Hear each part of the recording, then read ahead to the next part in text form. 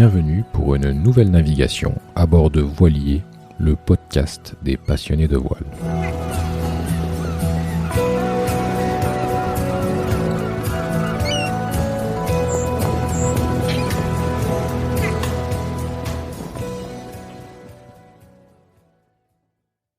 Avant de commencer, je vous invite à suivre Voilier sur les différents médias sociaux, Facebook, Instagram, Twitter et LinkedIn.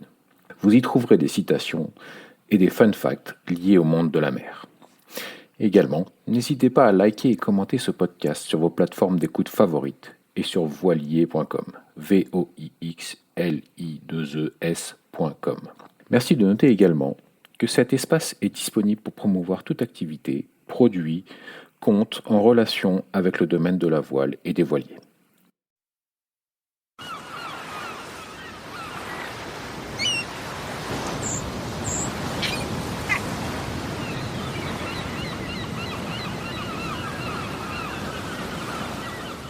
Peut garder son jeu de voile 10-15 ans et en fait, sur un usage vraiment croisière, même hauturière, on a des matériaux aujourd'hui comme notamment l'hydranet. Donc c'est un mix de polyester et de fibres un petit peu plus techniques qui permettent vraiment d'avoir des voiles. Alors certes en forme elles bougent un tout petit peu, c'est-à-dire qu'au bout de 10 ans elles ont un volume qui a un peu bougé parce que tout ça c'est étiré ou s'étire, mais par contre techniquement et au niveau de la déchirure, etc., on a encore des jeux de voile qui ont 10-15 ans, qui continuent de naviguer, qu'on répare, qu'on entretient, mais en l'occurrence c'est des matériaux qui sont chers au départ, mais qui permettent d'avoir des jeux de voile qui sont très durables quand on les entretient bien, qu'on les entretient tous les ans, qu'on fait en fait ce qui vieillit par exemple, si on prend sur un génois de croisière, c'est souvent la bande UV qui est exposée aux UV, qu'il faut remplacer tous les 2-3 ans. Et ça, c'est du consommable. Mais si on l'entretient correctement, la voile en dessous, elle est protégée. Donc on peut les garder très très longtemps. Et c'est des matériaux qui se déchirent très très très difficilement. Donc en fait, on garde des qualités mécaniques qui sont très très bonnes dans le temps.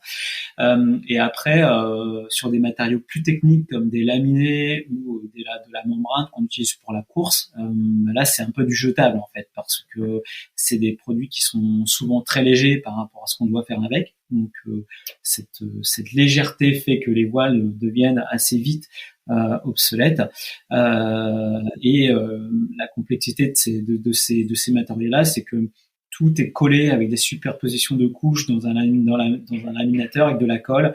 Et donc tout ça finit par se délaminer quand ça sèche, quand ça faceille, etc. Ça devient cassant au fil du temps. Et donc on finit par avoir vraiment des matériaux qui se délitent en fait. Donc la durée de vie sont très limitées, entre 2, 3 saisons, 4 saisons max. Mais ça, les régatiers, ils savent qu'il faut changer de voile assez souvent. Ça fait partie du jeu. Alors 2-3 saisons, c'est si je suis un amateur et que j'achète ce set de voile, je vais pas participer à des grandes peut-être des grandes régates, etc. Donc c'est j'imagine en fonction aussi de l'intensité de la saison, quoi. Si jamais je l'utilise tous les jours. Et puis aujourd'hui, on est capable de faire des voiles de ce qu'on appelle de course croisière, qui sont très très compétitifs dans des matériaux beaucoup plus durables. Ce qui fait que la voile elle est bien. J'insiste là-dessus, c'est vraiment le dessin qu'on fait au départ. C'est ce qui fait la force entre des voileries qui sont très réputées comme Norse, où ils ont vraiment des très bons designers, Incidence avec des très bons designers. Nous, on a aussi, je considère qu'on a de très bons designers. Et ce qui fait vraiment la différence entre une bonne voilerie, c'est le niveau de dessin qu'on est capable d'avoir. Et quels que soient les matériaux au départ, si vous avez un mauvais dessin dans un bon matériau, ce sera une mauvaise voile. Si vous avez un beau dessin dans un matériau plus noble et peut-être moins technique, vous aurez quand même une belle voile. Donc avant tout, d'avoir un beau dessin et une bonne technique de fabrication, une bonne qualité de fabrication, c'est ça qui fait la différence. C'est pas forcément le matériau au départ. D'accord. Du coup, parce que le beau dessin va éviter que la voile façaille de trop, par exemple, ou ça. C'est pas ça. C'est que le beau dessin va faire que on va avoir en fait des profils qui sont bien étudiés au départ, aussi par rapport aux matériaux.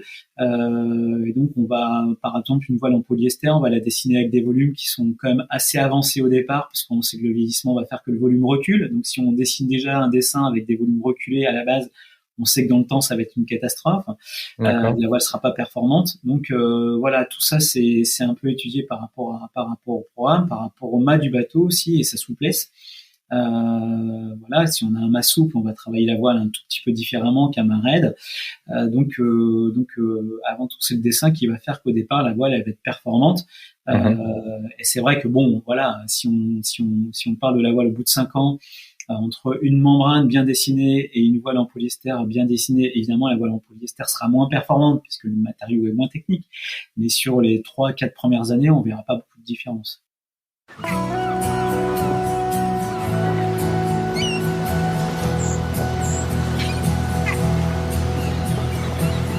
Merci d'avoir navigué avec nous jusqu'au bout. Si cette sortie en mer vous a plu, et pour participer aux prochaines navigations, n'hésitez pas à noter, liker et commenter cet épisode sur vos plateformes préférées. Les canaux VHF de Voilier sont sur Facebook, Instagram, Twitter et LinkedIn, ou sur le site voilier.com, voixli2es.com. Vous trouverez tous les liens dans la description. En attendant, bon vent et à très bientôt.